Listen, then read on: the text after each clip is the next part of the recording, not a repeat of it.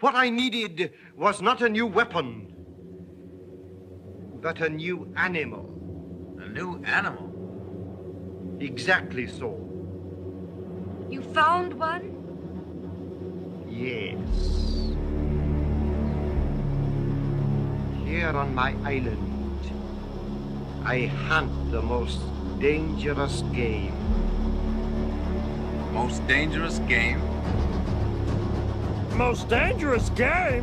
What could it be? The game I am hunting is all of you. We are going to hunt you cricket. What happens if I get caught? Ooh, don't get caught. Don't get caught. Well, there he goes. Hunt man? You raving maniac. Well, conventional wisdom says good fleeing will always be good chasing. But the stats say put your money on the guy with the gun. And the hunt begins. Indeed. This is gonna be fun. Yeah. Hello and welcome to the Most Dangerous Podcast, a show about all of the incarnations of the most dangerous game. I'm Travis Fishburne. I am Alex Brunel. I'm Dustin Meadows. And this week we are back and we are going to be covering the 2010 Taurus Award-winning film Predators. What is a Taurus Award, Travis? That is the World Stunt Awards. Oh, So yeah. I could see it that. won for Best High Work and Best Specialty Stunt. Oh, Here, let me read the specialty stunt that it won. Yeah, what 'cause was it gives that? it, 5 people tumble and fall down a steep hill about 100 feet and end up going over an 80-foot cliff and free fall into the water. No CGI was used for this stunt. Oh, So I did not realize that. That's fun. I knew that was a largely physical thing. I didn't know that was no CGI. That was a great stunt. Yeah. No, the stunt work in this movie is good. This movie is just so freaking good. Yeah, it's terrific. I think I also read that Topher Grace did the going into the water part of that stunt. Oh, wow. Oh, dang. It's committing. Yeah, good for him. The places that man has chosen to place his energy post that 70s show will never cease to baffle me. It's crazy. Not in a bad way. I mean, like, I fully support whatever Topher Grace wants to do, whatever Interstellar's Topher Grace wants to do with his life, whatever Star Wars recut is Topher Grace wants to do. I support him, but Whatever Take Me Home Tonight's Topher Grace wants to do. yes. Yeah. It's the one. I want to divert really quick because I know a funny story about him and Take Me Home Tonight. Oh, tell us. So during the production of Take Me Home Tonight, he and Teresa Palmer were dating. And there's like a big couple scene, there are a couple, I think there are a couple in the movie, or they get together in the movie. And They do. They have like a pretty intense scene where that consummates. And that scene had to be reshot a couple years after they initially shot it, after they had already broken up. So they shot the scene initially when they were together, and then had to re-investigate those feelings to reshoot that scene like 2 years later. Oh, wow. Wow. Well, that's fun. Yeah. I mean, it can't be as bad as it was. Like, I'm sure it was a better time than Michael C. Hall had working with Jennifer Carpenter after they got divorced and still had to play brother and sister on a TV show for 3 more years. That's Oh, right. jeez. But, anyway, Predators. I love this movie. I was going to add like personal history to the Take Me Home Tonight scene Oh, you're yeah. talking about. Why Because it not? takes place on a trampoline where they like consummate their relationship. And I thought it was like, oh, this is fun because my wife and I's first kiss was on a trampoline. And Oh, that's nice. Oh. Oh. We didn't quite go, to places. Did you consummate in a bouncy castle after? No, did not. Missed opportunity. I'm going to, just for my sake, I'm going to go the rest of my life pretending that you did. All right. I want that for you both. It's good headcanon. Yeah. So Predators, I saw this movie when it came out. I loved this movie from the moment I saw it. Adrian Brody in this movie. I don't know if I think he's fantastic or completely miscast, but either way, I really enjoy watching him. Mm-hmm. the he gained 25 pounds of muscle for this movie and looks absurd. I'm just glad he got to take his shirt off at the end. Mm-hmm. We got to see shredded Adrian Brody. Yeah. I heard Adrian Brody was cut. Adrian Brody was shredded. He was. He doesn't look quite as absurd as Kylo Ren does without his shirt in whichever movie that happened in. I can't remember. It's anymore. Last Jedi. Last Jedi, yeah. And it's because the high pants. That's what you need to do for that effect. Yeah, Royce isn't wearing his old man pants. But this movie just like oozes cool. One of the things I learned about it was shot on the Panavision Genesis camera, which I generally like hated everything that was shot on. The first thing that was big that most people saw that was shot on that camera was Superman Returns. And it had this like real bad problem with a global shutter that made everything just look like video. But the post treatment that Robert Rodriguez's team did for Predators like made it look real nice. Nimrod Antal's direction in this movie I think is great. The design of the three main Predators is so freaking cool. I love this movie. I don't understand people who wouldn't like this movie. Sometimes people are wrong. I think that is correct. Dustin, I know you feel similarly. Yes, I saw this the week that it came out. Saw this with a friend in Cleveland the day after I saw Patton Oswalt at the House of Blues in Cleveland, the day after LeBron left the Cavs the first time. Oh. So it was a real whirlwind 48 hours. Predators was my capper, but yeah, I loved it. I had a blast. I introduced this movie to someone probably every 2 years or so. That's great. It's fantastic. Adrian Brody as a badass is so good. I think he's perfect for it. And I love seeing actors play against type, and he's so good in this. And I will make the case that I don't necessarily know that it's better than the original, but I think it is as good as the original. I agree with that. I don't know if I would say better than Predator, but I would say that I would prefer to watch this movie over Predator almost any day of the week. Yeah. I mean, this hands down. Worst case scenario, at least for me, this is the second best Predator movie in the entire franchise. Absolutely. Behind Predator 2, right? I don't dislike Predator 2. It's a pretty fun movie. It's fun. Yeah. I don't think Predator 2 is as fun or as entertaining as the original or as this one. Yeah. But I don't think it's bad. That's another one I don't understand why people hate it. It's like all they did was move it to Los Angeles, and now it's Danny Glover instead of Schwarzenegger being ripped, and it's still a lot of fun. Yeah, I mean, you can't go wrong with Danny Glover. Crazy and Gary that kind of Busey thing. in it. Yeah. Yeah. Oh my God. Yeah. Busey in that movie. The literally the only thing that I like about the new Predator, the Shane Black one, is that Jake Busey plays the son of Gary Busey's character in this new Predator. You know, I don't think I realized that the one time that I watched Shane Black's The Predator. I definitely this is a thing that I looked up after the fact because I was like, this would be kind of funny.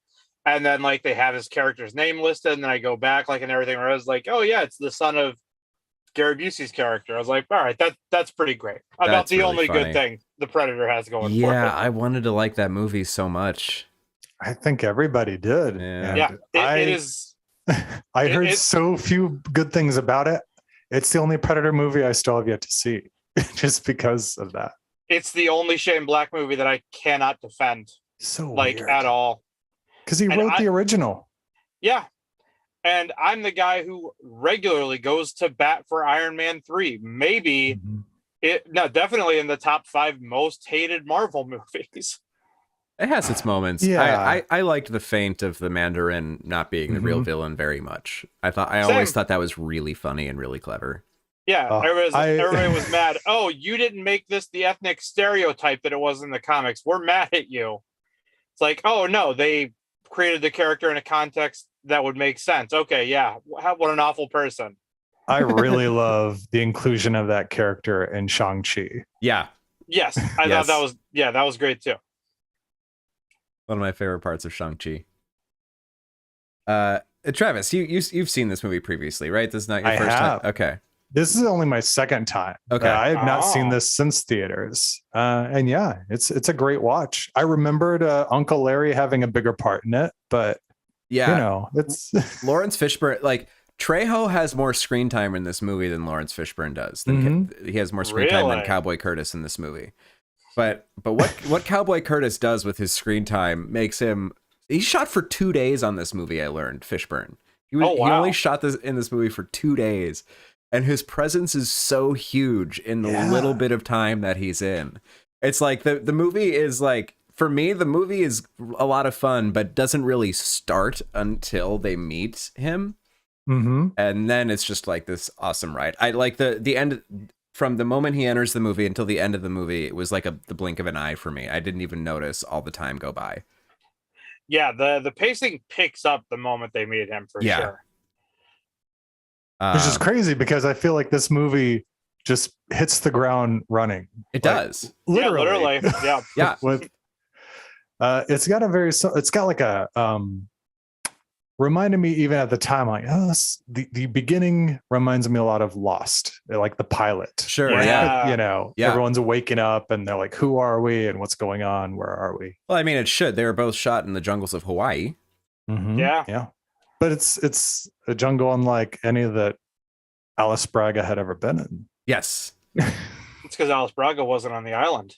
But she has seen the True. documentary Predator from 1987 Mhm. That's because right. she knows all the tricks. She knows it. Yeah. The first thing I thought this time watching the movie, I'm surprised this thought never occurred to me. And I know this is not the case. It is not the one movie did not steal from the other, but it is a very similar opening of a movie to Crank 2. Crank 2 opens with Jason Statham falling out of a plane and living because it's Mhm. Crank. And he didn't have a parachute. He did not. I can't possibly recommend the Crank movies enough to people who haven't seen them. They're not good, quote unquote, but they are the most fun.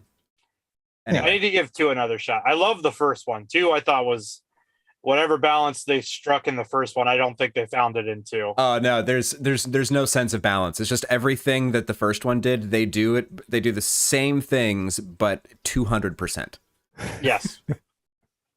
For better and worse. The fact that there was a shotgun enema in the first 2 minutes was a lot. Dude, I mean, he has to keep electrocuting himself to keep himself alive. It's amazing. Oh yeah, that part I'm on board with.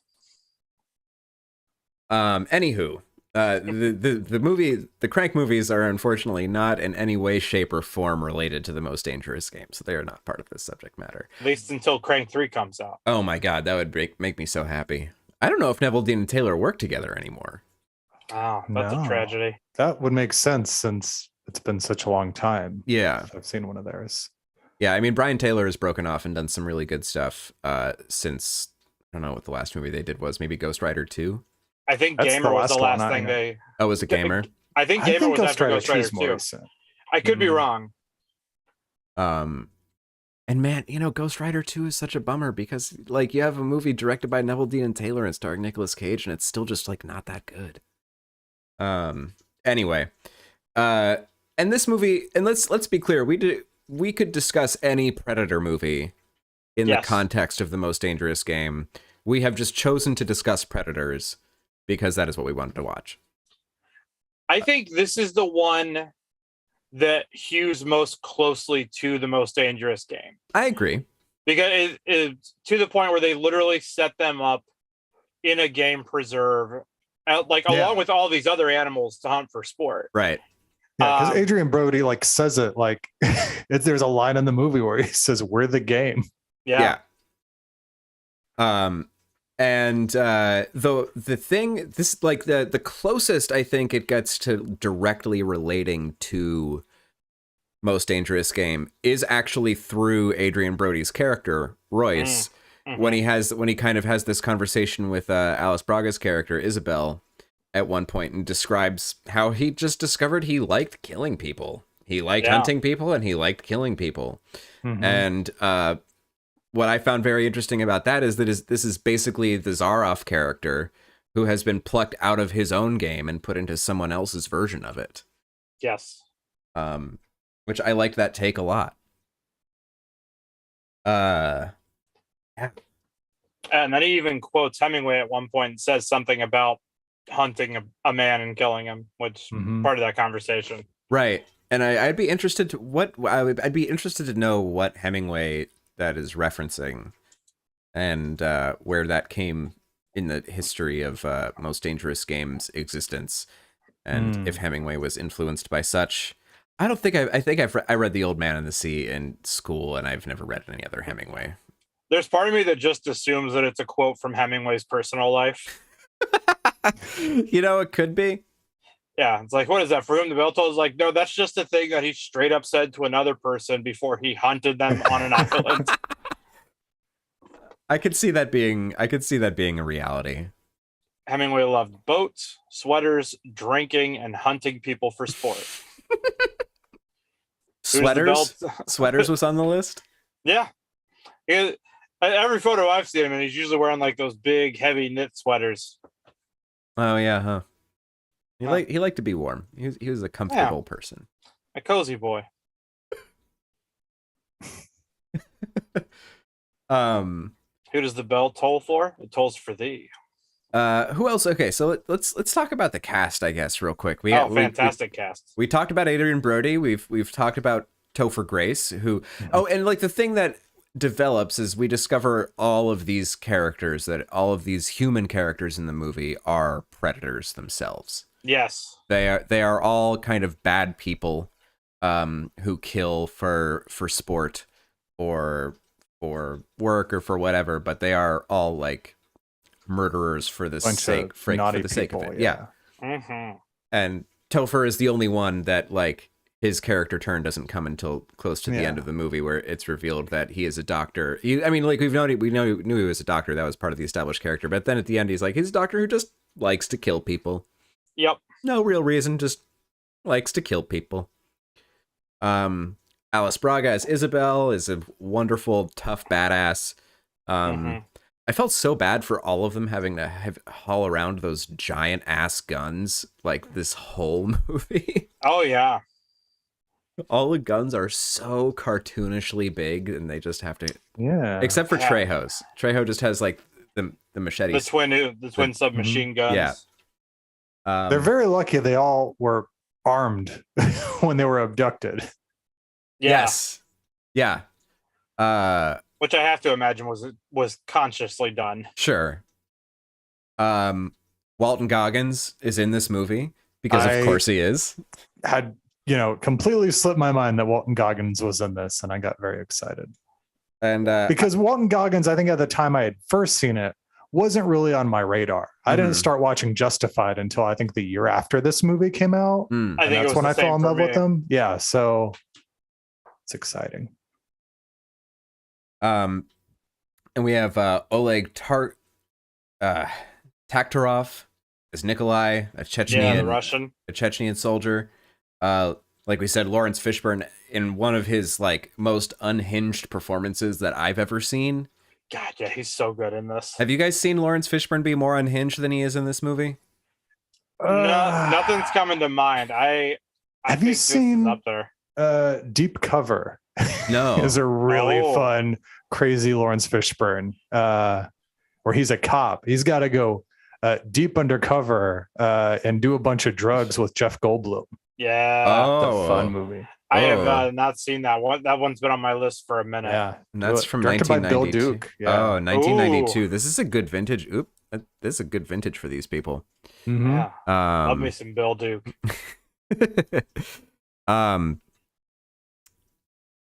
Who else is in this movie?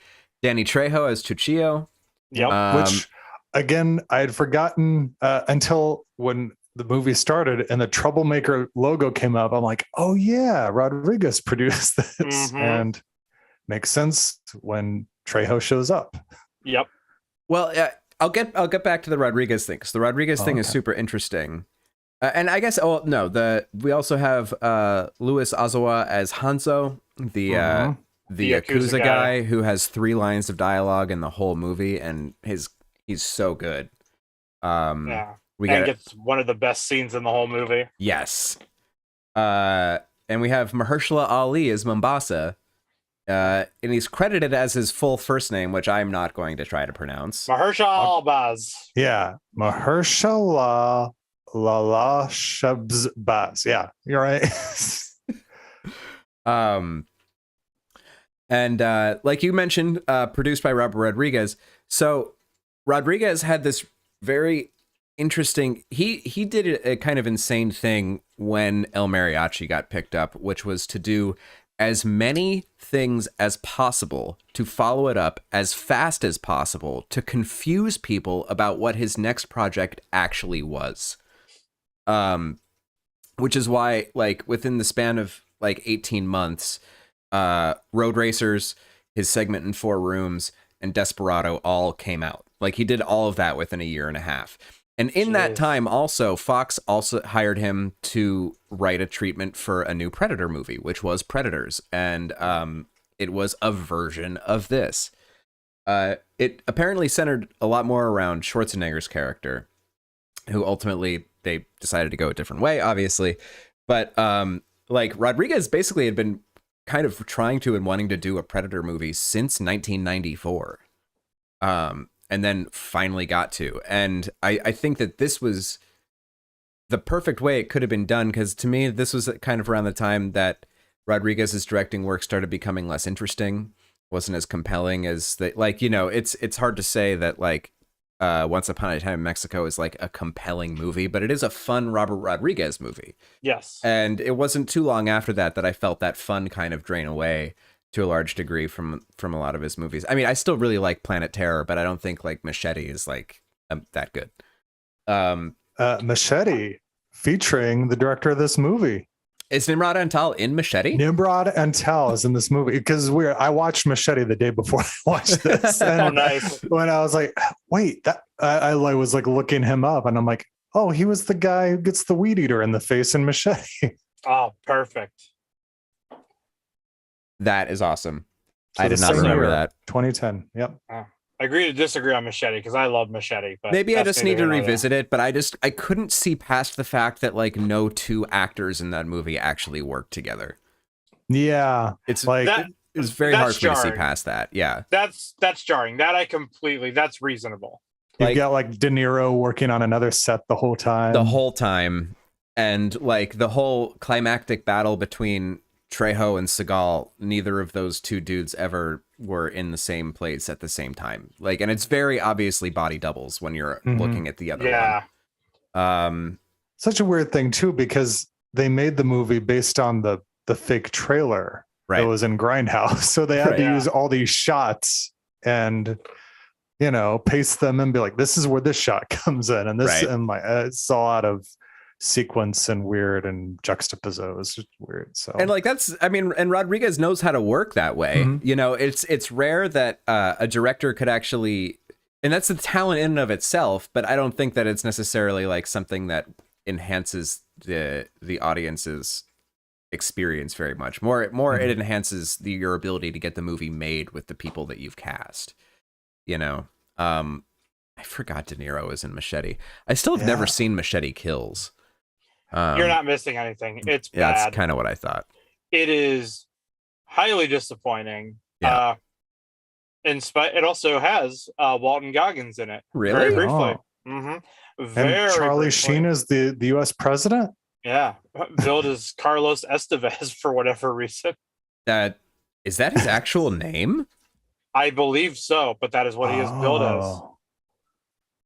Yes, his name is Carlos Estevez. Yeah. I did not know that. Because the credit, at least during like the fun, like graphic part of the credits, it's introducing Carlos Estevez.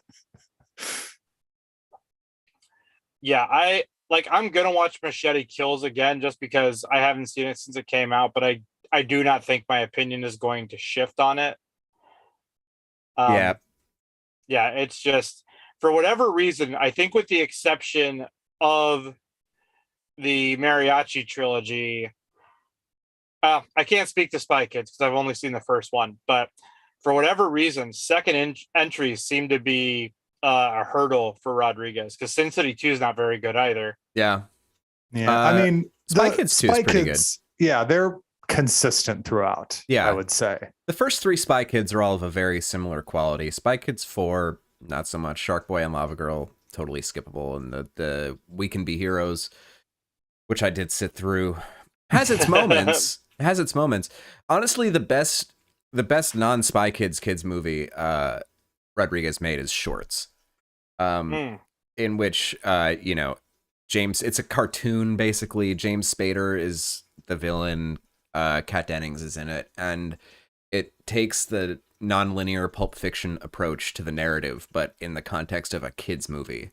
And it's basically, and Shorts is a thing in the movie, but it's also like, it's shorts. It's short little films kind of that are in the context of this wraparound concept. Shorts is like advanced class for kids filmmaking, honestly. It's pretty good. Recommend. But no, Spy Kids movies, they're pretty solid. I hear that's getting revived for Netflix, so see what happens there. Mm-hmm. I'll watch. I mean, like with Bill Paxton's in those too. Yeah. Oh, Billy Pax. Yeah.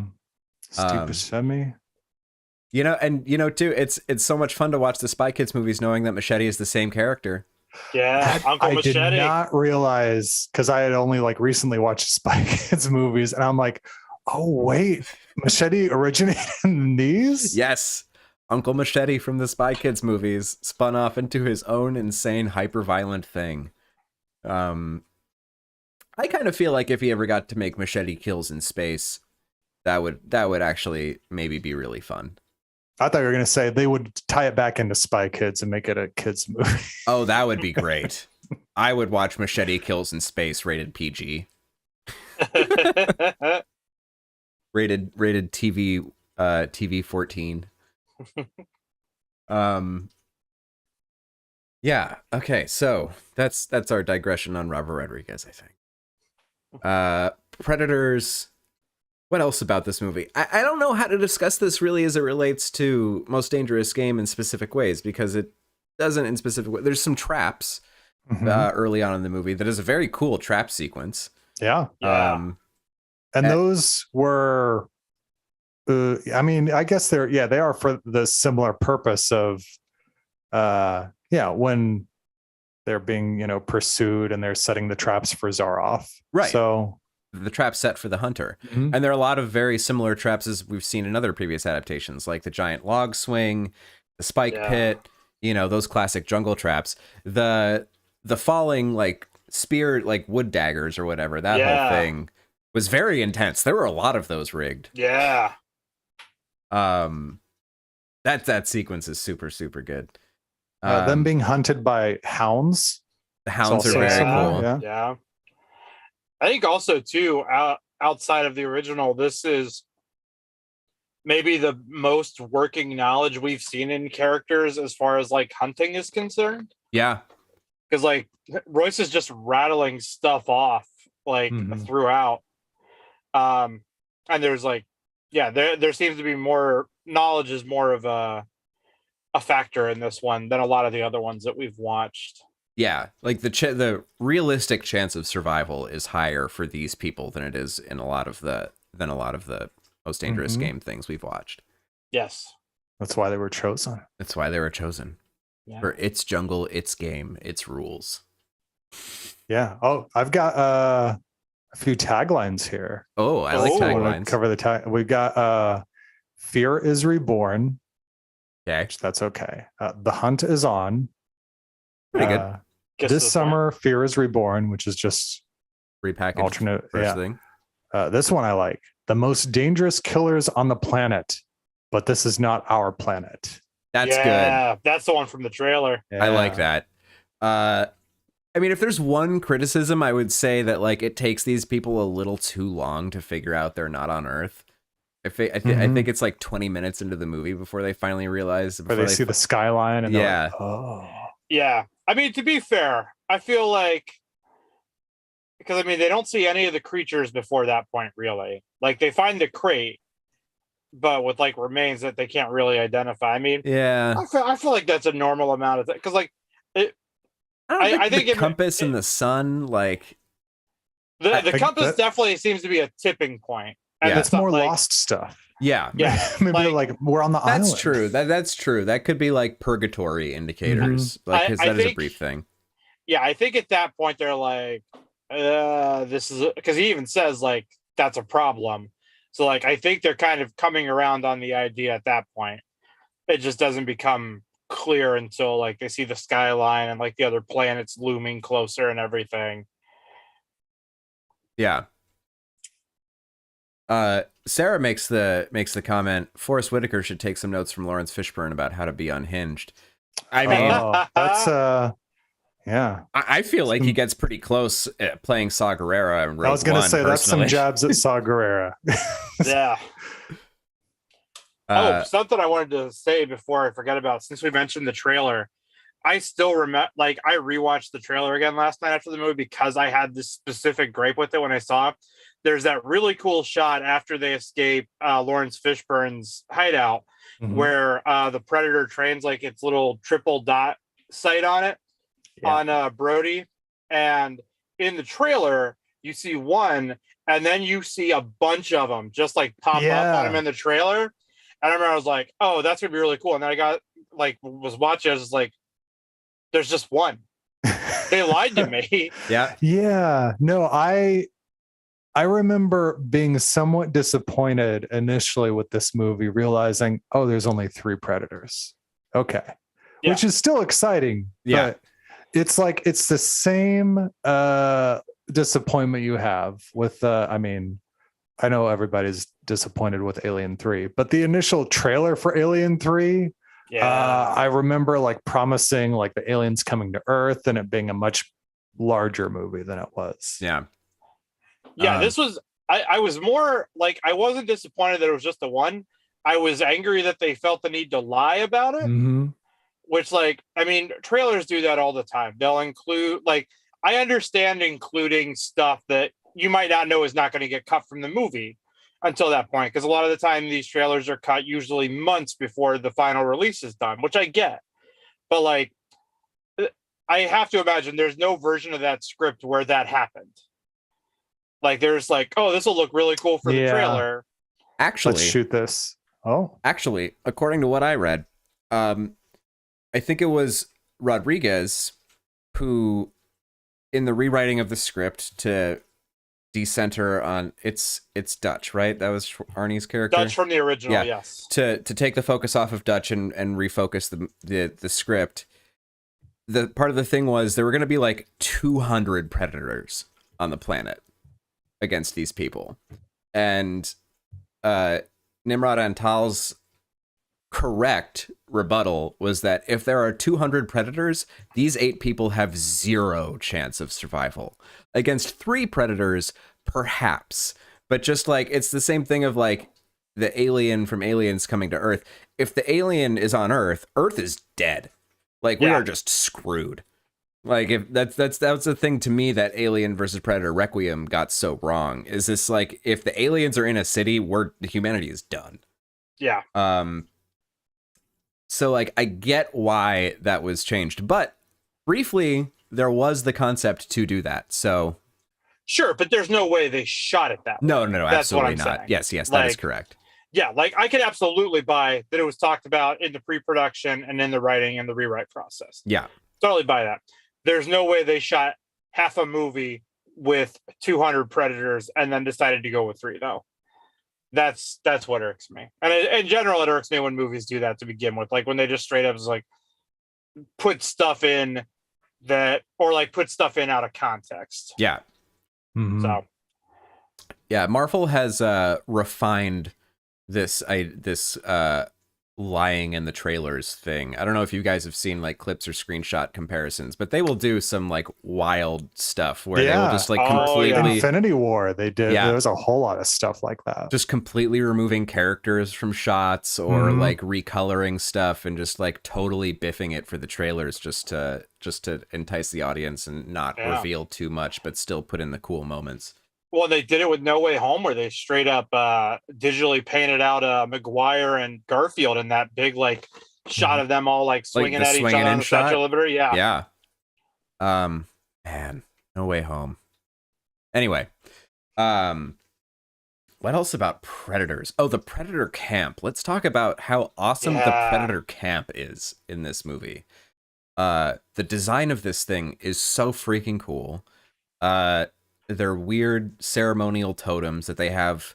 What we would think, because that's another thing about this movie, is it introduces a new type of predator. Our main three predators are like super predators, and they seem to be a warring faction of the predator species, and they have tied up and kind of crucified one of the predators that we are more familiar with. Yeah. Which leads to some great predator on predator action later in the movie.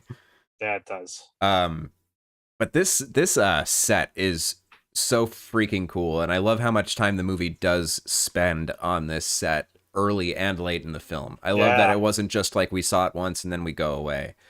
The skulls everywhere. It looks like I mean, I've been playing a lot of Fallout games. This is just like fresh in my mind, but like there's these super mutants and their super mutant encampments are just filled with like sacks of bloody meat and like gory bodies everywhere, and it's very much like that. One of the things I read is like there was a Neanderthal skull amongst all this stuff, so they've been doing this for like thousands of years. Yeah, that track. Well, and later when Hanzo finds the samurai sword, right? The samurai sword that's hundreds of years old. Yep. Which is so cool. Yeah, I love that place. The first to die in the movie is Trejo.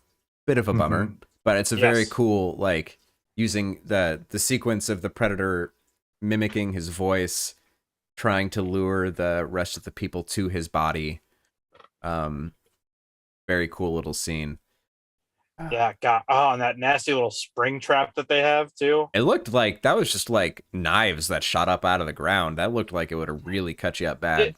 It essentially looked like a more like mobile version of a bear trap, because like it snapped up and like closed in on itself, but it's also just looks like it would be dangerous just to carry that thing if it weren't sprung. Yeah. Predators are thick-skinned though. Yeah. That's true. I mean, the three predators kind of had names from what I saw. They do. Yes, Here. there was the Falconer, the Berserker, and the Tracker. The Tracker, yes. The Tracker was the other one, yeah. And the Berserker was the main guy, right? The Berserker was the one with the bone jaw on the mask. With the xenomorph mandible. Right. On it, yeah. And then the Tracker was the Tusk. The Tusk was a very cool mask. And then the Falconer was the one with like that really cool bird drone thing. Right. Just very cool designs. Yeah, the design's amazing in this. And also the classic Predator, the one that's strung up, is like probably the best look we ever got at that classic Predator, and it looks so freaking good. I mean, Nicotero and Berger did the effects on this. Yeah. And it shows. I mean, this is like some really high quality work from that team. Yeah. While we're talking about the classic Predator, can we talk about the actor who portrays the classic Predator? Does that segue into this slide that I have here? It does. All right. Oh, yeah. This Derek, is, I think. Sorry, go ahead. I was going to say, this is Derek Mears, who is a stuntman, and he has worked in Star Trek for our Trek connections. There we go. Oh, that's this guy. Yeah. Nope, not that one.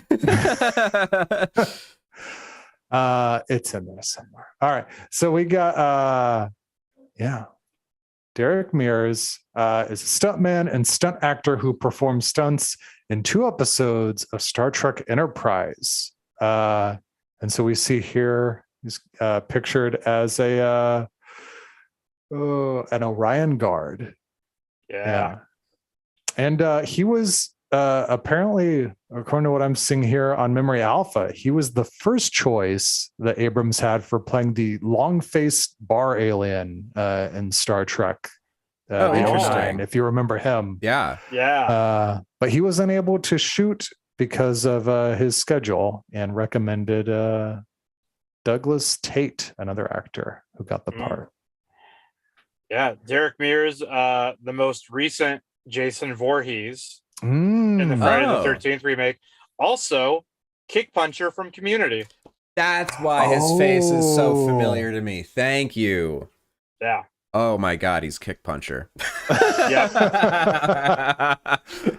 Yeah, he stays working. Derek Mears does just fine. Oh, I see he's in Alita Battle Angel as well. Yeah. Yep. He was in MacGruber. Yes. As the large henchman. Yeah, he was. Oh, and he's in the Orville, which I should have included that in the Trek connections because it's practically the same thing. Yeah. Is there like an Orville subsection of Memory Alpha? There should be. I've not looked. What were you going to say, Dustin? Oh, I was just gonna, he also does like a lot of con appearances and stuff like that because he's also big into like working steadily in like genre films. Mm-hmm. Yeah, he's a very cool presence. I would like to see him more front and center in something. Not necessarily as a lead, but maybe as like the main henchman who doesn't die until the very end. Yeah. You know, he's like the secondary antagonist. I would love to see him in that kind of a part. He was he played RoboCop in some UK commercials. Oh, really? Yeah, I'm seeing some like shots of him in the RoboCop costume. Oh, that's funny. I remember those commercials. Those are the ones that Peter, why am I blanking on his name? Weller. Peter Weller did not do. There were some that he did a couple years ago, right? I think Peter Weller went back into the RoboCop suit for some commercials a few years ago. I might be wrong. Wouldn't surprise me. Oh, Alex, I see there's another picture here of him arm wrestling Kyle MacLachlan in Twin Peaks. Yes, that's also him. Yes. That scene in season 3 of Twin Peaks is unbelievable. There's a lot of scenes in season 3 of Twin Peaks that you could just take and just be like, watch this. You don't like rest of the context, whatever. You could, you know, if that's for you, great. But like there's scenes that you could just take and watch and be like, holy shit. And that is one of them. That is one of Kyle MacLachlan's best scenes in that series as well. Yeah. Oh man, now I kind of want to just watch that scene. Because he's arm wrestling Mr. C. You guys didn't watch season 3 of Twin Peaks, right? I have never made it through the pilot of Twin Peaks. In season 3 of Twin Peaks, Kyle MacLachlan plays no less than 3 iterations of of the Cooper character, and they're all wildly different. Like that show is an acting challenge for MacLachlan, and he absolutely rose to every single scene. He's so good. Is season 3 the revival season they did a couple of years ago? Yes, that is the 18-hour long David Lynch movie. Gotcha. That includes a scene. One of my favorite scenes. One of the scenes that people have talked about so much is literally like 6 minutes of a single uninterrupted shot of a guy sweeping up the bar, and you think that that's going to be the end of the episode. That like it's just going to fade into the credits. No, at the end of that 6 minutes, the phone rings. Another character answers the phone, and then we cut to another scene, and the show keeps going. It's so great. It's so great. It breaks so many rules. I'm just gonna keep on lynching. Oh man, there's so much rewarding stuff in season 3 of Twin Peaks. But this is not that podcast. We're talking about Predators. Why hasn't Kyle ever been a elite military badass? That would be fun. Oh. While we're talking about Lynch really quick, he has recently said he's always just like written off Dune. He like just is too painful of an experience to ever want to revisit. But he's been doing interview rounds in advance of he's got something that's going to be at Cannes. Nobody knows what it is, but there's going to be some David Lynch Top thing secret. at Cannes. And he's been kind of doing some interview rounds for that. And he has said that he would be open to revisiting and recutting Dune should the opportunity ever present itself, which would be unbelievable. But I think that's one of those movies where like the excised elements have since been destroyed, and Oh no. super Just bummer. like Event Horizon. Yeah. I mean, it's like the time to do it. Like, that's probably why he's being asked about it so much right now, because of, in the midst of the Denis Villeneuve stuff. Yeah. And that was the thing that made me happy about the Oscars. The only thing that made me happy about the Oscars was the picture of Kyle MacLachlan and Timothy Chalamet that came out. The two Paul Atreides just hanging out together. That's pretty great. I want to see Kyle MacLachlan wearing the same outfit that Timothy Chalamet wore to the Oscars. I have thoughts on that. They're not positive. Oh, same. My brother loved Timothy Chalamet's outfit at the Oscars. I don't know why, but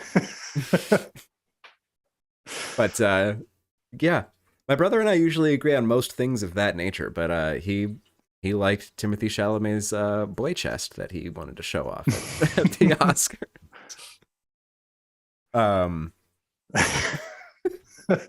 If anyone hasn't seen this, just Google Timothy Chalamet Oscars right now and just like, that's the outfit. I feel like if the Will Smith thing had never happened, like the Chalamet outfit would have been a headline the following day. We don't need to talk about that. That's come and gone. What's the Will Smith thing? What was that? We haven't done a show since then. We haven't.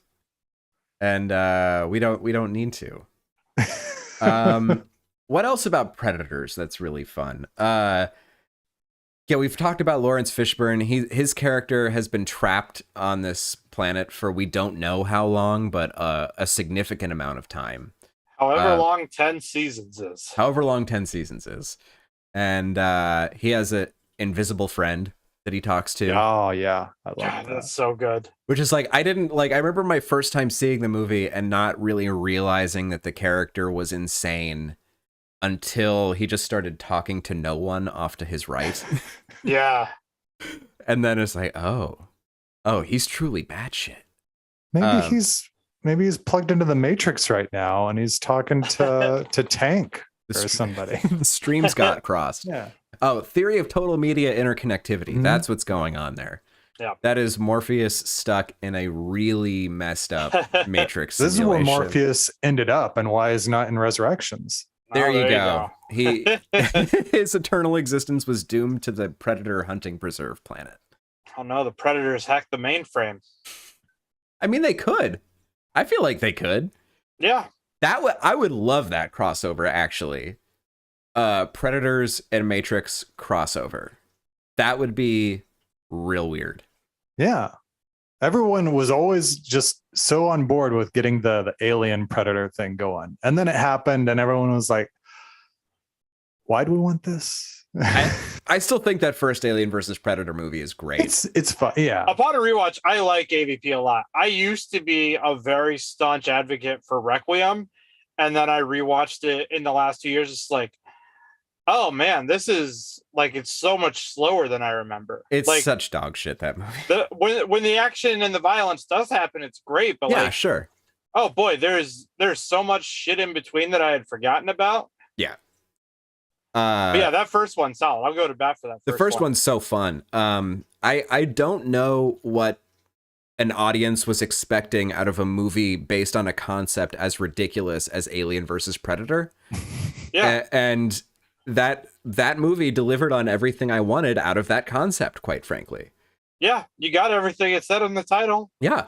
Aliens fight the Predator, and it's fun. There's a deleted scene in which the Predator kind of cracks a joke. It's a really fun movie. Strong recommend on revisiting Alien vs. Predator. Guess I need to rewatch it. And also, like, I have my feeling on the Alien franchise is that Alien as a franchise was never good. 2 Alien movies are great. Yeah. And that's mostly a fluke. Because obviously all 4 of those initial movies were made by fantastic filmmakers, but only 2 of them are very good. So I really like Prometheus. I do too. Though it's, debatable. I like Prometheus a lot. I actually really liked Alien Covenant. I thought that alien action in Alien Covenant was the best alien action we had gotten since Aliens. Mm-hmm. The alien action in Covenant is good. I also really liked all the Fassbender stuff in Covenant. But yeah, just like I feel like people have a misconception that every alien movie should live up to a certain standard of quality without realizing that the first two were good for reasons that had nothing to do with the concept that it was a part of. Yeah. I mean, it's a similar trajectory to the Terminator films. Yes, totally. Yeah. Like the first two set such high expectations, but obviously the second one is way better than the first one, even though the first one is so great and has all of its own charm that is totally apart from what is great about T2. But just like no movies are going to live up to that. And you can't expect that because like there can only be one Terminator 2. You can only do that once and have it be that good. You keep going back to the well on it and it's like, this is getting really muddled, guys. Yeah. We can't do this. And like, the first one to try to take it away from just like doing the same thing over and over again was Terminator Salvation, which despite all the things, I kind of really like Terminator Salvation, despite the Mick G-ness of it all. And, but yeah, I mean, yeah, the people get too up in arms about when these franchises make bad movies. And it's like, guys, just come to the realization most of the movies in these franchises are bad and just be happy when there's a good one. Mm-hmm. Yeah. That's my piece. That's fair. I don't mind a bad movie. I just don't think they're very enjoyable. Yeah, that's fair. But, yeah. And I mean, yeah, Prometheus does suffer from the Damon Lindelof not having yet learned his lessons, which he has since learned, and we are very thankful for that. But yeah, it took him a while. It is. I always compare, like, I think, like, two of my favorite horror films are Alien and The Thing, and they share so many things in common as far as like mystery and an alien and like everything unfolding. And I do prefer Prometheus as like a prequel made several decades after the fact than the terrible The Thing prequel. Yeah. That Thing I don't hate prequel. The Thing prequel. I don't either. Interesting. I actually kind of like it despite itself. Sorry, Dustin, please continue. I was just gonna say, my biggest gripe is just that the CGI looks like ass. Right, and that's the big thing that killed the movie, and even the director agrees that killed the movie because they shot all the effects practically, and then the studio said no, enhance this with computers, and then we got the movie that we got. Which is insane because I mean, especially because that's such a huge selling point of the original. Right. Like, because aside from that, I like it. There was also a lot of attention to detail with setting up the stuff that we see in the original Thing that comes almost immediately after, like in terms of how damaged the station gets, the way that it does, the way the bodies end up. Like, a lot of work and care went into that. Like, totally. So it wasn't just like a cash grab movie. Like, I mean, it was a cash grab movie, but the director treated it with respect. Yeah, maybe I need to revisit that one as well. I think you do. Mm-hmm. Yeah, truthfully, the CGI is the biggest complaint I have about that movie. Otherwise, I genuinely enjoy that movie. Mary Elizabeth Winstead's fantastic in it. I think I've spoken before of how much I love Joel Edgerton. He's great in it. Yeah. Christopher Harvizu, aka Tormund Giantsbane, is fantastic. Yeah. Eric Christian Olsen from Not Another Teen Movie is pretty solid. That's right. Eric Christian Olsen's filmography is all over the place, and he's always so fun. I'm blanking on his character's name from Community, but the hippie bro dude that dates Britta. Yeah, Dumb and Dumber is Christian Olsen. When Harry Met Lloyd's. Yeah. Eric Christian Olsen. Oh man, why can't I remember his character on Community? I don't know. But yeah, great character. And I will say that I've had the opportunity to do a little bit of work with Aaron Christian Olsen, and you could not hope to meet a nicer human being than Eric Christian Olsen. That makes me so happy. Super down to earth, very caring individual. And I love when I get to say that I've worked with a person and that they're super freaking cool. Yeah. Yeah, so does my heart good to hear it. yeah, revisit The Thing. I'm gonna revisit The Thing from 2011. Yeah, revisit 2011's The Thing. The thing I don't like about it is that it's called The Thing. Yes, also some more studio fuckery. But Yeah, that seemed like it started that real dumb thing of like, I hate it. oh, is this a so remake? much. No, it's like a sequel, but like kind of a soft reboot of like the stuff that came after. It was like, all right, then why don't we call it whatever 3 or whatever it is? Yeah. right. Like, oh Why- no, because why are there 3 movies named Halloween? Exactly. And Yeah. one of them is a Only sequel one of to them the is a other. But remake. yeah. Right. And the other one is a direct sequel to the other movie called Halloween. Yeah, they did. What was it? The Blair Witch. They just dropped Mhm. the project. Well, Right. at least that one is like that. They differentiated A themselves little like, bit, but they knew what they were doing. they knew. Or a Saw that came out in 2017. That was a sequel, but it was still the same name as the first one. No, No, that was Or no, wait, was that Jigsaw. It was Jigsaw. You're right. My bad. Which is really but the unfortunate new Scream. The new Scream. Yeah, which I love, but Should have been 5 Cream. yeah, Really should have been. I cream, you cream, we all cream for 5 cream. Yeah, that's it. 5 Cream. Oh man, that makes me think of Final Destination. See, that's a good one.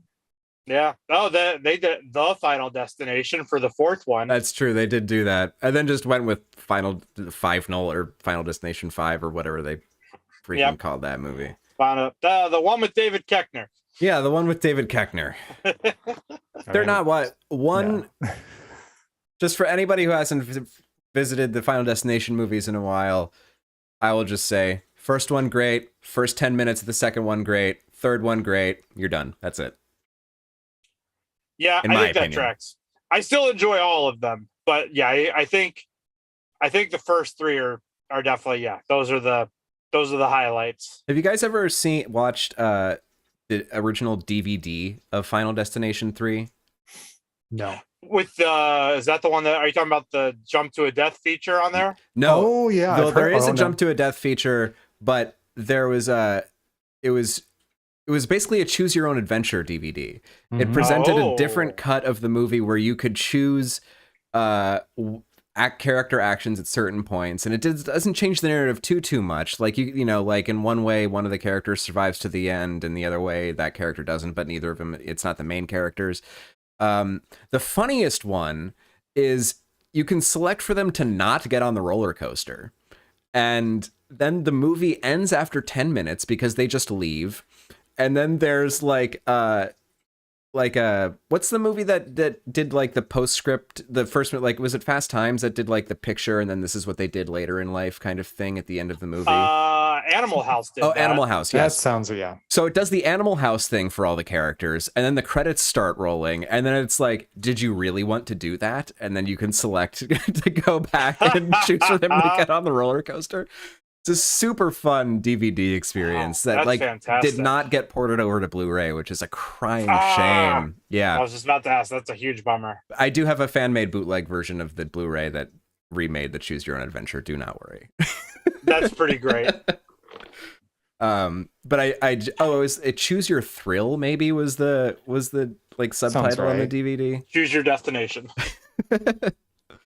There was another Choose Your Own Adventure video, like horror video around the same time, that was Return to House on Haunted Hill, and I can say that is not as fun of an experience, I believe it. because I bought that because I wanted to see that because Jeffrey Combs is in it, you know. Oh, I know. that almost makes me want to watch it now. I though. know.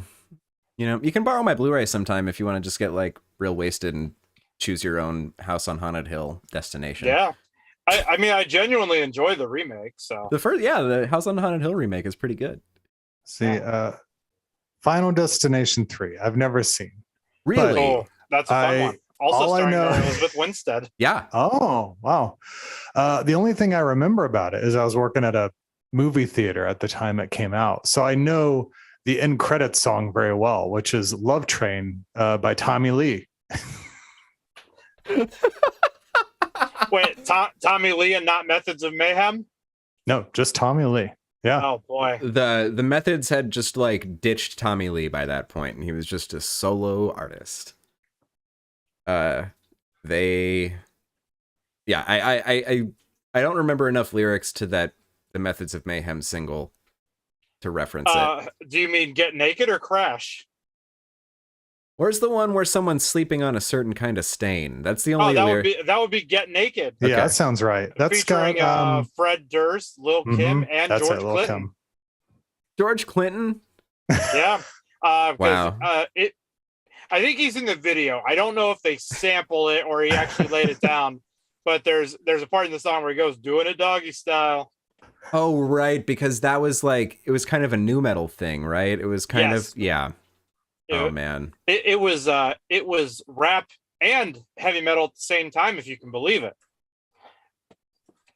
I'm going to diverge, and this is more of a topic for New Metal Who Dis, which is a podcast that Dustin does that I've never participated in or listened to, but yet.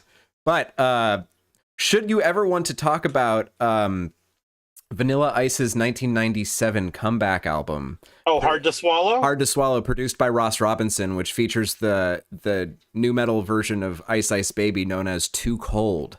I will be happy to discuss such things. I think me and my co-host would be very okay for that. I didn't realize Ross Robinson produced Robinson produced the Vanilla Ice album at the height of the Ross Robinson train. I mean, like... And Ross Robinson, producer of At the Drive-In's best album. Yeah, and Slipknot's best album and Korn's best album. And like, you know, Ross Robinson was like the anger dude to get that out of people. And also worked with Vanilla Ice, because, you know, why not? Up at a good old Indigo Ranch. Yeah. Oh, right. He did Limp Bizkit's first album, too. Oh, yeah. $3 bill, y'all. Cash. Do I have anything else to say about Predators? The end is great. Predators. The end of the movie is awesome. We get the showdown between two predators. We get Royce taking off in the ship, but then ditching it. So just like literally, you know, that's also one thing that this movie does, that like there is no precedent in the movie for Adrian Brody's character growing feelings and coming back for Isabel at the end of the movie, but he does because that's just what must happen. Mm-hmm. Yeah. We get a great fight between him and the Berserker Predator. I love that we get to see two Predators beheaded in this movie. Yeah. In this movie... What? No, go ahead. I was gonna say, one gets straight up decapitated, and then the other one gets cut enough that his head rolls back like a Pez dispenser and then falls off. Yes. It does do that. It's very good. We get the ultimate revenge on gross killer person Topher Grace. He's the only one of the 8 human characters that is killed by not a predator. He is killed, or by his own hand. He is killed by Royce when he uses Topher Grace to bait the predator into coming over, and has just strapped him up with all the grenades. Yeah. Which explode Topher Grace into many, many tiny pieces. Does not seem to affect the predator that much. Yeah. Sends him reeling for a minute, though. I was gonna say, it's like a very similar death to he has in Spider-Man 3. Yeah. Yeah. But like Adrian Brody covering himself in the mud, harking back to Dutch, which he learned the trick from Isabel, who had seen the documentary Predator, and putting the whole camp in this ring of fire that makes it difficult for the predator to see with the heat vision. Just a very cool battle sequence, like just very, very cool. Yeah, this is something I can't remember if this is a new thing we learn or not, but at one point during the fight, the predator tracks Adrian Brody by his heartbeat. Mm-hmm. And I know we don't see that in the first one, but is that something we see in Predator 2 or AVP? I don't think so. I don't recall. It sounds new. I didn't think so either, but I wasn't sure.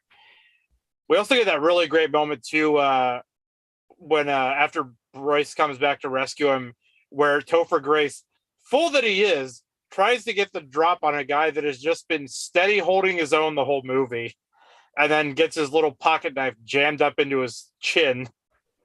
Yep. But that's like just when I saw this, as soon as Adrian Brody like caught him and then like stabbed him and just went, but I'm fast. Like I stood up and applauded in the theater. It's one of the few moments. I did it then. I did it when Gerard Butler stabs Rick Yoon in White House or Olympia Has Fallen. I've never seen It's just either a of those badass movies. moment. Olympus Has Fallen is actually a lot of fun. Is it? It is a better Die Hard movie in a year that a Die Hard movie came out. All right, that's a good sell. So, yeah. The first one's good. The other two are not necessary. But Olympus Has Fallen is solid. We also we skipped past Hanzo's samurai battle. Oh, right. Yeah, you talked with about the this. tracker predator. Which like this was another one like just in the theater. I got so excited. Like they clearly did a good job of recreating the vibe of like samurai films, of like several of Kurosawa's works, like with the pacing and the shot composition of that scene. And it is a like it's not scored, that scene, except for like I think there's maybe a note or two at the very beginning when you realize, oh shit, we're gonna see a fucking samurai fight with a predator. Yeah. But like other than that, it's just a lot of the wind blowing and the grass moving around them. Yeah. And it's very just slow and methodical. And I think like they attack each other 3, maybe 4 times before it's all said and done. And it's just like this movie is full of great moments. I think that is hands down my favorite scene in the whole movie is that fight with Hanzo and the tracker. Totally rightfully so. And one thing I read about that is Louis Ozawa was the one who insisted his character fight using kendo, which Ozawa actually knows as a martial art. And like not just doing like, oh, I'm an Asian guy, so just like chop, chop, chop, martial arts kind of stuff. Like he insisted like, no, this is going to be a kendo fight. And then we got what we got. So I think we have the actor largely to thank for how cool that sequence is. Yeah, he kills it. Yeah. Like, I mean, and the thing about these movies is that all but 1 or 2 of them are going to die before the end. That's just how these movies operate. Totally. But there was definitely a moment that was like, I know that he's not coming out of this, but like, I think him more than almost any of the other characters that didn't make it, I wanted him to make it, even though he's, a Yakuza. Sure, right. Who talked once and now lost a couple fingers. Yeah. God, so good. And then another cool kill, which we did not cover, was Goggins, who got the classic spine and skull simultaneously ripped from his body by the predator. Yeah. So great. What a shot that was. I mean, it's such a good shot. And that's the thing about this movie is it's like, you can't say it's like a great movie in terms of its story or like anything. It is just so freaking cool the whole time. Dread is largely similar, where it's like the story of Dread is like whatever, but it's so great. Yeah. It's just like, it's such a fun, cool visual experience and just like a visceral action experience. And I love when the movies know that that's what they need to be and don't try to bog it down in stuff that makes a quote unquote good movie.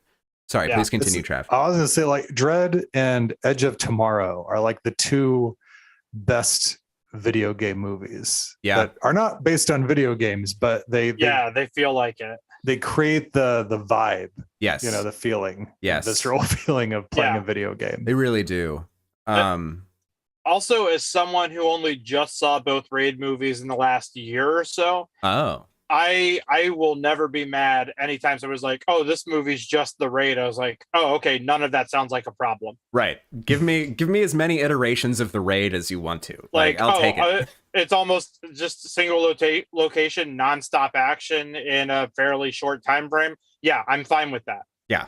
Oh my God, the Raid's so good. Yeah. And then the Raid 2 somehow went and said, we're going to throw that formula out. And then was still amazing. Still great. I was just like, hey, what if we made the Godfather 2 of action movies? And they did. Pretty much. And then they were like, what if we took these guys and put them in Star Wars? Yeah. And they were there for 4 minutes. Yeah. And then what if one of these guys fought John Wick at some point. Yeah. Oh. So yeah, I mean, like, but I mean, we think about that though. I mean, like this movie and Dread and Edge of Tomorrow kind of absolutely ushered in this era of like hyper stylized, very cool action stuff. No, I'd say they're definitely they were the stuff a that part of it, for precipitated sure. like what we're currently dealing with. Yeah, I think so. God, when did Edge of Tomorrow come out? 14. Mhm. Okay. Yeah, I would say I feel like Predators and I'm already blanking on, and Dread. Yeah, Dread especially, I Mhm. think like has a very clear like aesthetic to it, and like some visual tricks that it did that kind of helped it pop and stand out more so than it would if they hadn't done those things. Right, because it has the whole I can't remember the name of the drug now, but the drug Slow-mo. Slow-mo. Yep.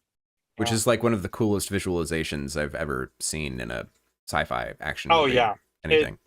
God, it's so good. I'm really bummed that it didn't do well enough that they're most likely not going to make another one. I know. So troubled There behind the was like scenes talk too. for a long time about like Carl Urban doing some kind of a limited series, but I don't mean, know. If Yeah. Urban has been pro doing Mhm. it again, like from like since the first one came Oh, yeah. out. Like there's a small part of me that hopes like, because I mean, Alex Garland has been killing it the last decade. Yeah. Like Yeah, he everything he's done has been really solid. I'm very excited for this new one he's got coming out. Like my hope is that maybe those vegetables like, hey, maybe we should do another Dread movie. I would hope. But I think that's probably the only way that Dread 2 will happen. I mean, in the streaming landscape, I don't understand why there wouldn't be room for the 6-episode Dread series. Yeah. You know, or like the 4-episode, like, you know, where the episodes are like a little bit supersized or something. Like I feel like, you know, 6 episodes of Dread might be pushing it actually narratively. I mean, like, but you know, like they did the Peacemaker series based on, oh my God, you know, a random character in, you know, a movie. Yeah. and that ended up being like a huge hit. Right. And unreasonably good too. I don't know if we have talked about Peacemaker, but like, oh my God, that show is so great. It's a cosmic horror comedy masquerading as a comic book show. Yep. It's great. It's like really great. And it's the most James Gunn thing since Super. It is like there is the most of James Gunn in Peacemaker since Super. Yeah, I would agree with that. I could watch the opening titles on a loop for a full day. Totally. Oh God, yeah. Those opening credits are so much fun. One thing I read about the opening titles was so the choreographer that was tasked with design a dance that non-dancers can do and sell. And because, you know, how are you going to teach Robert Patrick to dance, right? Yeah. So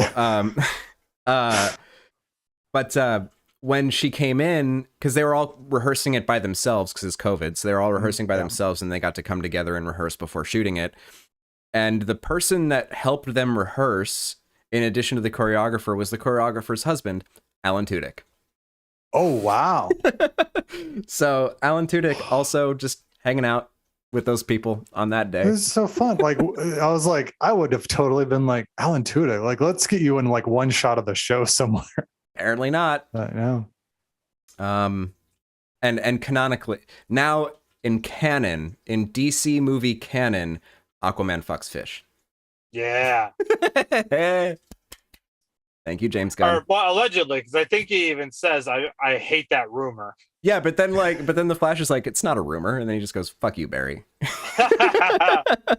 That's fair. Well, I don't know how much I trust what Ezra Miller says. Well, I mean, he does get an FU. So. Oh yeah, no, that's also a great bet. Yeah, Ezra Miller trash train is in full effect now. We won't. Choo-choo. Oh man, when will people of notoriety finally learn to stop being jerks if they want to keep working? Like, it's many people have had this career. Mm-hmm. There's a template for how to go about it and survive this. Young people are just doing their own thing.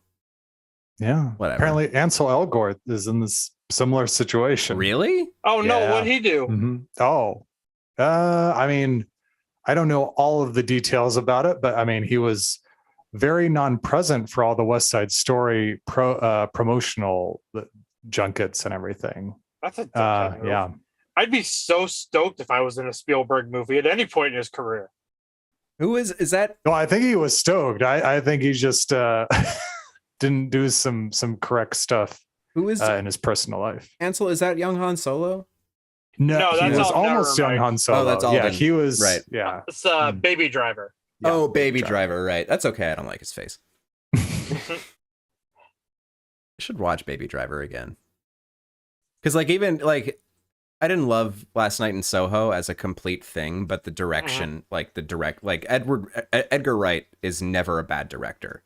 Yeah. Sometimes the screenplays falter, but the direction is always incredible to watch. Oh It's yeah. funny. I just I've known this for a while, but I just Googled Ansel Elgort's name, and the first thing that comes up is a Vulture piece, a timeline of the allegations against Ansel Elgort. Oh my god! Oh Jesus. Well, Ugh. yet Jared Leto is still top lining all the movies. Yeah. Well, at least to my knowledge, the worst thing Adrian Brody did was put on a Rasta wig and introduce Sean Paul on SNL with a Jamaican accent. Mm-hmm. Yeah, and also work with bad, Roman Polanski. And work with Roman Polanski. Oh yeah, and that. Ugh, yeah. Oh. I will say Adrian Brody's a nice guy too. He's a bit more of I can only imagine that because I worked with him on a comedy and he was, very serious about it and was getting a little persnickety at certain things that he had a right to be persnickety about. But then when he's just interacting with people, super nice guy. But I can only imagine him and how seriously he gets into his characters, kind of how annoying he must have been to interact with on the set of Predators. I was thinking about that as I was watching it. I was reading some of the interviews with him and just listening to him talk about Royce. I was like, dog, you're in a Predator. Right. Yeah, I get this. If this is your process, sure. But don't say that shit out loud. Don't be oh, this is the same consideration. He literally says this is the same thought and work that I put into when I was in The Pianist. I was like, I don't doubt that you did put in work for this character because you're a fantastic actor. It would show if you didn't put in effort. Right. But come on. Don't say those things in the same breath. That's the Leto thing too, though. He absolutely took Morbius as seriously as he took his role in whatever was worthwhile that he did, and urban legend, and that's it. But he doesn't remember even being an urban legend, he claims. Oh yeah, I got angry when I read that article you sent me. I was furious. I think I mentioned he's one of the only principal cast who isn't in the retrospective interviews and stuff and the special features on the Scream Factory That Blu-ray. is correct. The Scream Factory Blu-ray is unbelievably comprehensive and he is not involved in it at all. Yeah. You know who I'd like to work with? Michael Rosenbaum. Yeah. Alicia Witt. Rebecca Gayheart. I love Alicia Witt so much. She's great. Yeah. Anybody Jared who has... Leto, go pound sand. Go pound sand. On your own private island where I'm sure you have sand. Yeah, you sex pervert. oh, that's something I wanted to do with the title of this movie and the title of all the movies we've covered thus far is I wouldn't say it's fun, but you can add the terms sexual in front of any movie we've covered and it changes it. Sexual predators. I don't think it changes Confessions of a Psycho Cat at all. Yeah, I was gonna say that's the one that sexual confessions of a Psycho Cat. The sexual pest. The sexual pest. Sexual turkey shoot? Yes. Sexual hard target. The sexual hunted? Mm-hmm. Oh. Yeah. I'm trying to think what else we got on the docket. I think that's all of them. Sexual the hunt. Sexual the hunt. I mean, sexual surviving the game. Surviving the sexual game, probably. There you go. Yeah. There you go. Yeah. Which we can probably transition into. Sexual apocalypto. Oh, sexual running man. Sexual running man. Anyway, yeah, I think I'm out of thoughts on Predator. Predator's great. Watch Predator. Yeah, Predators are fantastic. And yes, Travis. Predators is fantastic. Predators in real life, not great. Yes, correct. This is us going on record. We don't truck with them. No good. Do not endorse real life predators. Nope. And yeah, Travis, bring us into that segue. We have a beautiful segue there. Yeah, I think next up we are going to be covering the Ernest R. Dickerson Surviving the Game. 1994. Mm-hmm. And we'll talk a lot about this movie when we get to it, obviously, but I've seen this movie before. I like this movie a lot. It is a very 90s action movie in all the best ways, yeah. And the cast is phenomenal. Very stoked with this. I think I remember Dickerson also did Demon Knight, yes? He did. Yes. Yeah. Yeah. Let me just consult our non-sponsor, justwatch.com, to see where Surviving the Game might be streamed. It is available for a $2 rental on all the platforms: Apple, Amazon, Google Play, YouTube. Don't rent it on Vudu because it's $1 more for no reason. Oh, gross. But available for rental on the main things. So everyone check out Surviving the Game. I'm excited to revisit that one and show it to Angela. I'm very excited to show it to Angela, actually. God, it's so good. Yeah, this is the only Predator movie that Sarah had ever seen. So, really? Yeah. That's okay. I mean, this is not a bad entry point. I was going to say, I think she enjoyed it. Nice. Yeah. Good. I maintain it's at least the second best. Yeah. So. All right. Well, that was a fun discussion, you guys. Yeah. Yeah, Travis, you want to lead us out? Cool. All right. Well, until next time, we are covering Surviving the Game. Dustin, where can people find more of you? At Dustin Meadows on Twitter and Instagram, DustinMeadowsComedy.com. I don't have anything booked right now. Probably won't for a while because I'm still adjusting to life out here in Los Angeles. And also comedy just seems like exhausting at this point. But you can catch me here every week. Yeah. Yeah. All right. And Alex, how about you? Please don't find me on social media, but I am on this show. And I don't know what other service I want to plug this week, so just tune back into this show next week for Surviving the Game. You can find me at work otherwise. Mm-hmm. And Travis, what about you? You can find me at Travis Fishburne. You can find the show at Who Watches Pod on Twitter. You can reach the show at whowatchespodcast@gmail.com. Find us every week where we're streaming live to you on Facebook and the Twitch, which I just realized I did not update the stuff for this week. We are not covering whatever our previous movie was. Oops.